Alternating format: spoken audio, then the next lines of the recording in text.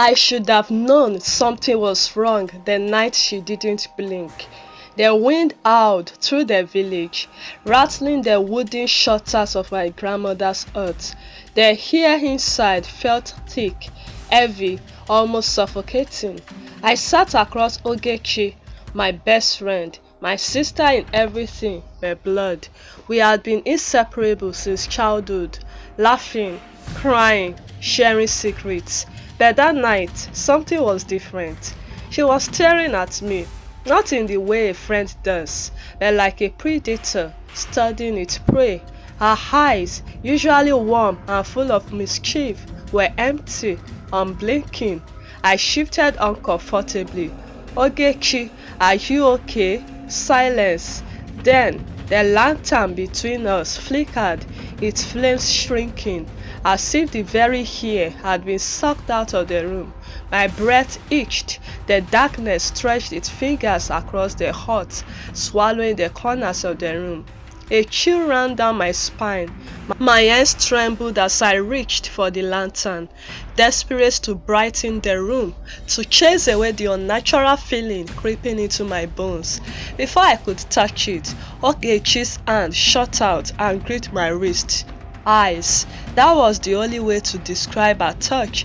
It wasn't just cold. It felt like salty shirt, salty rug. You shouldn't be afraid of the dark, Shinelu, she whispered, her voice eerily calm. I forced a laugh, but it came out shaky. I'm not. I just want more light. She leaned closer, her lips barely moving as she spoke. Then why is your heart racing? The hair tickled, pressing against my chest. My ears rang, drowning out the wind outside. Ogechi was still staring, unblinking, her pupils dilating unnaturally. I swallowed hard. Ogechi, what's wrong with you? A slow smile stretched across her face, a smile I had never seen before, a smile that did not belong to my best friend. And then, in a voice that was hers, but at the same time, not, she whispered, "You are finally asking the right question." I froze. The hair felt too thick to breathe, and my skin prickled with the kind of fear that claws at your insides. Ogechi, stop playing, I whispered, my voice barely audible over the pounding in my ears. She tilted her head, her eerie smile widening. Then she blinked, not once, not twice, but rapidly, like a flickering light struggling to stay on. And when her eyes finally settled, they weren't brown anymore. They were black, pitch black. A sharp gasp escaped me as I stumbled back, knocking over the lantern. The flame died instantly, plunging us into darkness. My heart pounded against my ribs. Then I heard it, a sound that wasn't the wind, a whisper, but not in Ogechi's voice. It slithered through the air like a living thing, calling around me in the pitch black room. She sees you now. I clamped a hand over my mouth to keep from screaming. Ogechi, my voice broke as I fumbled blindly for the door. My fingers barely grazed the wooden frame when something grabbed my ankle. I kicked wildly, scrambling backward. My breathing came in short, ragged gasps. Ogechi, or whatever she had become, was moving closer. I could feel her presence, hear the unnatural way her body shifted, like something adjusting inside her skin. Then suddenly, light flooded the room. The shutters flew open, and the moonlight poured in. Ogechi stood before me, her head bowed, her body stiff, but it was her shadow that made my stomach drop, because it wasn't hers. Her shadow was taller, twisted, its fingers long and clawed, and then, as if sensing my horror, the shadow turned its head and looked at me. I bolted. I didn't stop to think. I didn't stop to breathe. I ran out of that hut and into the night, my bare feet pounding against the cold earth. But even as I ran, even as the hut disappeared behind me, I knew one thing for certain. Ogechi wasn't my best friend. Not anymore. she never had been. And now, something else was wearing her skin. I didn't stop running until I reached the village square, my chest heaving, my skin cold with sweat. The marketplace was empty, just rows of wooden stalls and flickering torches barely holding back the night. The silence pressed against my ears, except for the pounding of my own heartbeat. But then, something shifted behind me. Not footsteps, something else, a rustling sound, like dry leaves scraping against stone. I spun around, expecting to see Ogechi or whatever was pretending to be her, but there was nothing, just the empty path leading back to my grandmother's hut. Then the torches flickered, not from the wind, something walked past them. I took a step back, my body rigid with fear. My hands clenched into fists, my mind screaming at me to run. But then a voice, soft, distant, whispered my name. Chinelo. My breath itched. It wasn't Ogechi's voice, it was my mother's. I felt my knees weaken. My mother had died years ago, but the voice was unmistakable, gentle, yet firm. The way she used to call me when I played too far from home. Chinelo, come, my child. The sound came from the path behind me, from the direction of my grandmother's hut. I turned slowly, my hands shaking.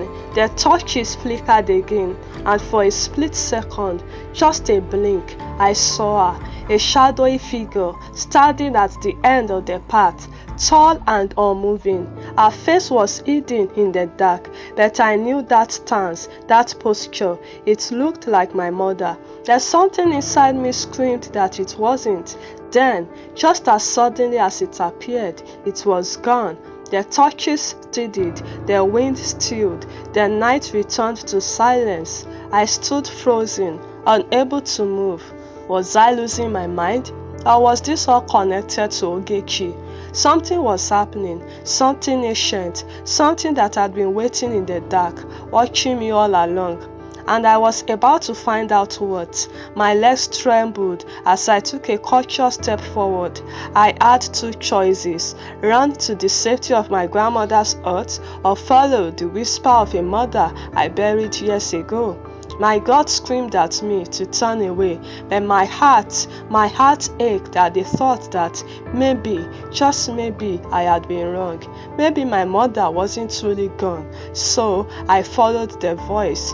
Each step felt heavier than the last, as if the earth itself was trying to hold me back. The air grew colder, thick with something unseen, something waiting. The moon cast eerie shadows through the trees, twisting the path into something unfamiliar. Then, a movement in the distance. Ogechi stood in the middle of the path. Only, it wasn't Ogechi. She wasn't breathing. She wasn't blinking. She just stood there, perfectly still, her head tilted at an unnatural angle. The hair around her shimmered like heat rising from the ground. But it was cold, colder than anything I had ever felt. I swallowed hard. Ogechi. Slowly, she lifted her head, her pitch-black eyes looking onto mine. Then she smiled. Not the playful grin I knew, but something hollow, empty. You shouldn't have followed, she whispered. My blood ran cold. Followed what? She took a step closer. The voice. My breath itched. She knew. I opened my mouth to speak, to demand answers, but Ogechi raised a hand. The moment she did, the wind roared to life, and the torches lining the path died all at once. Darkness swallowed everything. I couldn't see her anymore, but I could hear her. Ogechi is just a name I borrowed, her voice whispered, from everywhere and nowhere at once. My stomach twisted. What are you? Silence. Then, I was here before your mother, before your grandmother, before you were ever born. The air crackled with something unseen, something ancient. My chest tightened as realization clawed its way into my mind. Ogechi, or whatever she was, had never been human, and I had spent my entire life calling it my best friend. My entire body screamed at me to run. I didn't think, I didn't hesitate. I just turned and bolted into the night.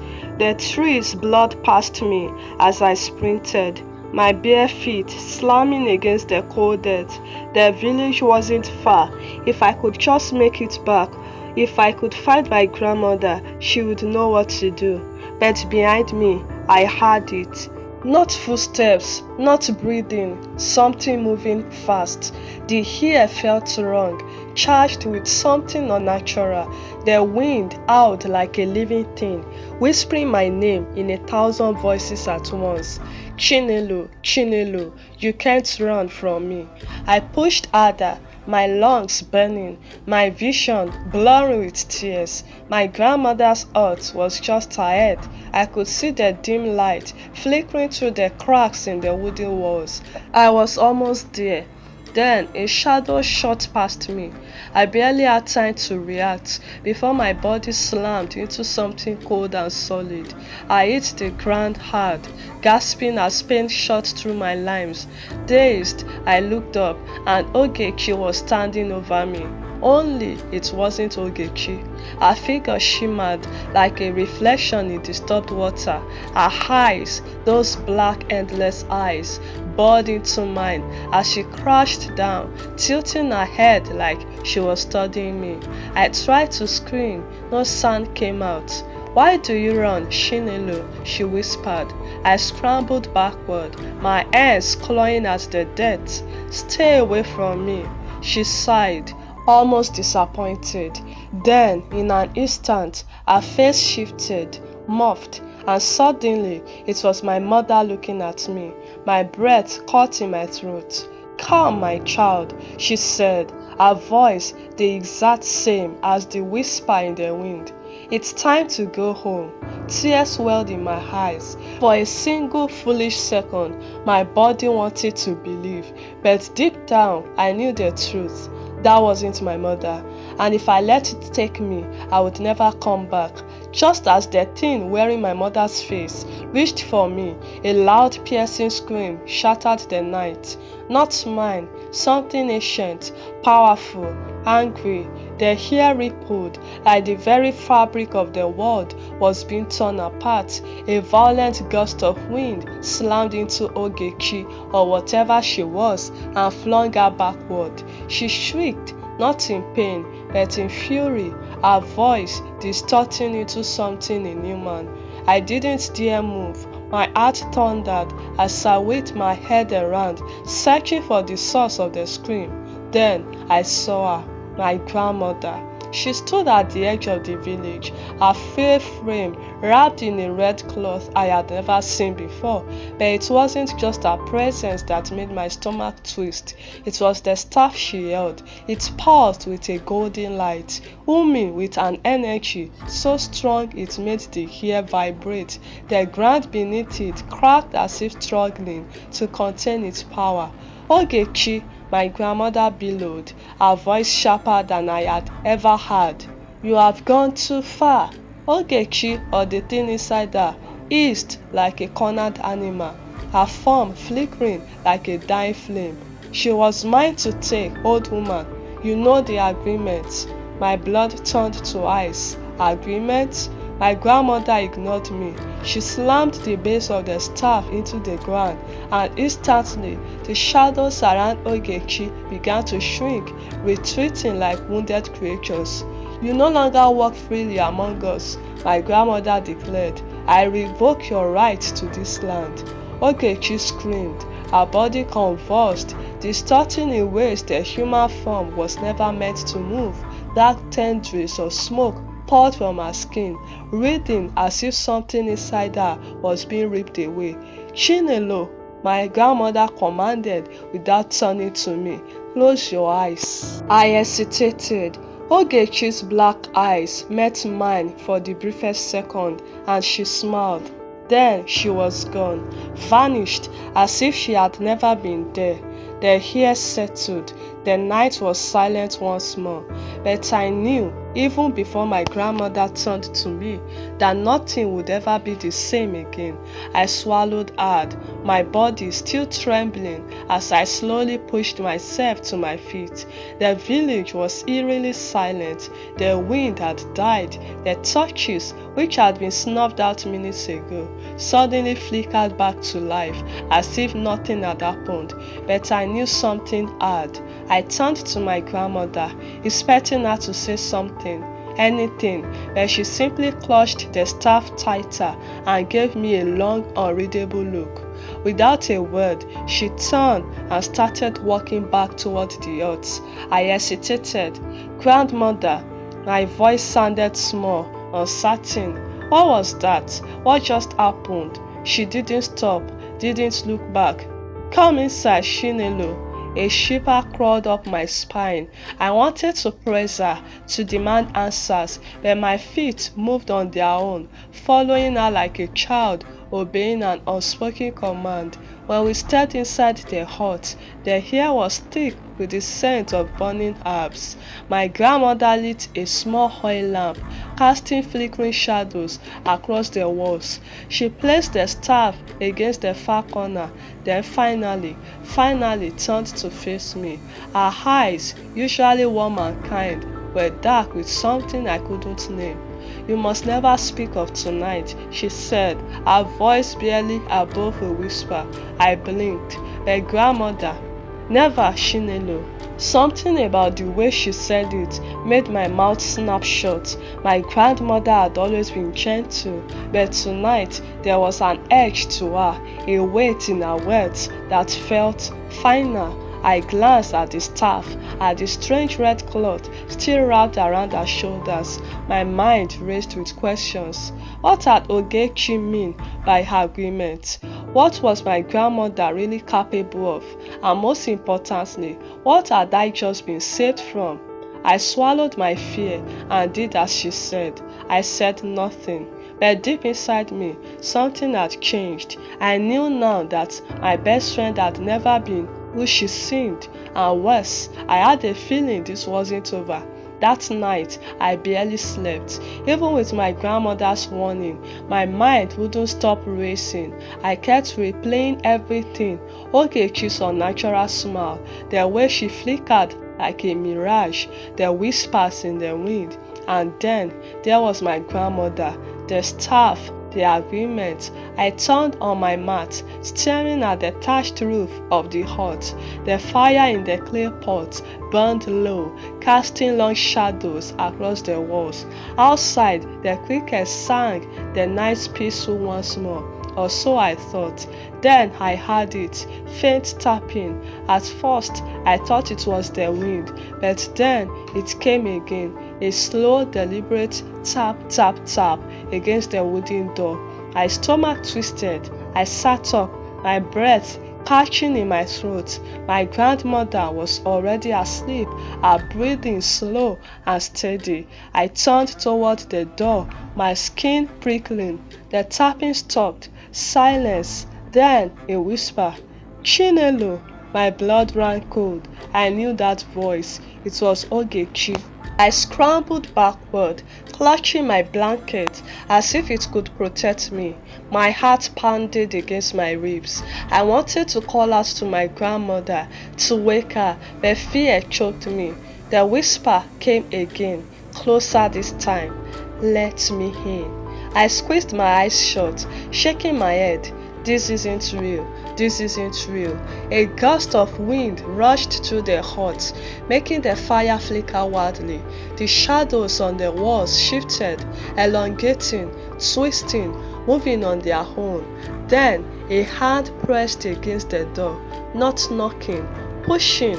The wooden frame creaked under the weight of something unseen. I sucked in a sharp breath, paralyzed.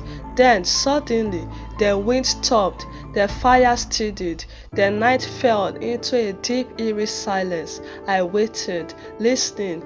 Nothing. The door remained shut. After what felt like eternity, I let out a shaky breath. Had it really been her? Or was my mind playing tricks on me? I didn't know, but as I lay back down, heart still racing, I realized something chilling. The door had never been unlocked, so if Ogechi had truly been there, how had she been trying to get in? The next day, I moved through the village like a ghost. I barely heard the morning chatter of the women pounding yam, the laughter of the children chasing each other around the hut. My mind was stuck on last night, the tapping, the whisper, the way the shadows moved, and most of all, how Ogechi had tried to get in. I hadn't told my grandmother. I wanted to, but every time I opened my mouth, the memory of her warning, you must never speak of tonight, kept my lips sealed. But deep inside me, I knew this wasn't over. And I was right. That night, the whispers returned. Chinelo. This time, they didn't come from the door. They came from inside the hut. I shut up from my mat, my skin turning to ice. The fire in the clay pot flickered weakly, barely giving off light. My grandmother lay still on her mat, her back to me. I held my breath, listening. Silence. Then the whisper came again. You can't ignore me forever. I felt a chill directly behind me. Something was in the hut with me. I turned my head slowly, terrified of what I would see. At first, there was nothing, just shadows clinging to the walls. But then, a shape shifted in the darkness. It was curled in the farthest corner of the hut, hunched over, its form barely distinguishable from the darkness. Then it moved. Not like a person shifting in their sleep, but something unnatural, a slow, jerky motion, like it wasn't used to its own body. A single breath escaped me, and it turned. Two black eyes snapped open. I clapped a hand over my mouth, choking back a scream. It was her, Ogechi, or what was left of her. Her face was twisted, her smile too wide, her body wrung. She stared at me, unblinking, as if waiting for something. Then, in a voice that did not belong to her, she whispered, "Do you know who I really am?" Before I could react, the fire died completely. Darkness swallowed the hut, and this time, I wasn't sure if I was getting out. The darkness swallowed everything. I couldn't see the hut, I couldn't see my grandmother, but I could see her. Ogechi's glowing black eyes bore into mine. I wanted to scream, to run, but my body wouldn't move. Then she spoke. "I never meant to lie to you, Chinelo." Her voice was soft, almost sad, but something about it wasn't right. I swallowed hard. "Lie to me?" Ogechi tilted her head. "You think I betrayed you, don't you?" Her face flickered. 1 second, it was the Ogechi I knew. The next, it was something else. Hollow cheeks, lips too thin, a face that looked ancient and new all at once. I fought myself to speak. You are not who you said you were." She sighed, stepping closer. The hair around her rippled, like heat rising from the ground. "I was never supposed to be here, Chinelo. You don't understand." I stiffened. "Then explain." She smiled, a slow, eerie stretch of lips. "I was protecting you." I blinked. "What?" "I tried to warn you. I tried to keep you safe, but she kept you blind." I shivered. "She? Who are you talking about?" Ogechi took another step forward. The darkness seemed to pulse around her. "Your grandmother." My heart stopped. I shook my head violently. No, that's a lie." Ogechi sighed again, almost spitting.